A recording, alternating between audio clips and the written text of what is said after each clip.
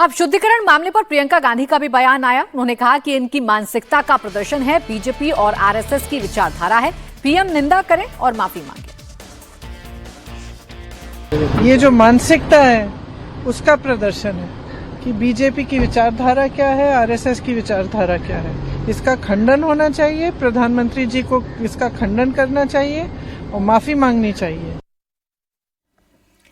अब देखिए, ये मसला हाउस में मल्लिकार्जुन खड़गे की तरफ से उठाया गया। जेपी नड्डा ने बेशक कहा कि हमें इस पर खेद है, लेकिन फिलहाल ये मामला थमता नजर नहीं आ रहा है। देवेंद्र हमारे साथ लगातार बने हुए हैं। देवेंद्र, जेपी नड्डा का ये कहना कि बीजेपी ऐसे किसी भी कुकृत्य को सब्सक्राइब नहीं करती है, हमें खेद है, हम मल्लिकार्जुन खड़गे का सम्मान करते हैं और इस पूरे मामले की जांच कराई जाएगी। क्या इतना भर कह देने से मामला आपको थमता हुआ नजर आ रहा है?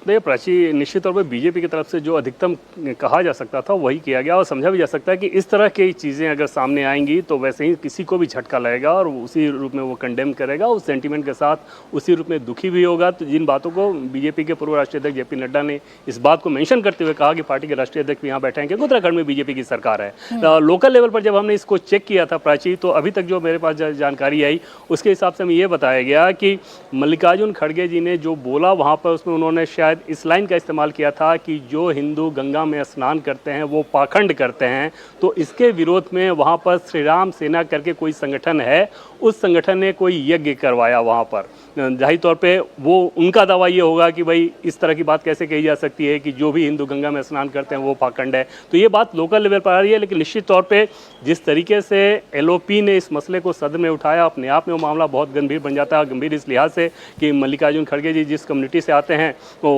उस एंगल को अगर देखा जाए तो निश्चित तौर पर और ज़्यादा मामला वो संगीन नजर आता है, जिसकी संवेदनशीलता को भांपते हुए आपने जेपी नड्डा को सुना। और न सिर्फ जेपी नड्डा को बल्कि चेयर की तरफ से भी इस बात को कहा गया कि इसको सेंसनलाइज करने की जरूरत नहीं है। अब आगे देखना होगा कि इसमें और क्या डिटेल आता है, क्या उन लोगों के ऊपर कोई कार्रवाई की गई, ये सारी चीजें हमसे थोड़ी देर के अंदर हम लोग बता पाएंगे।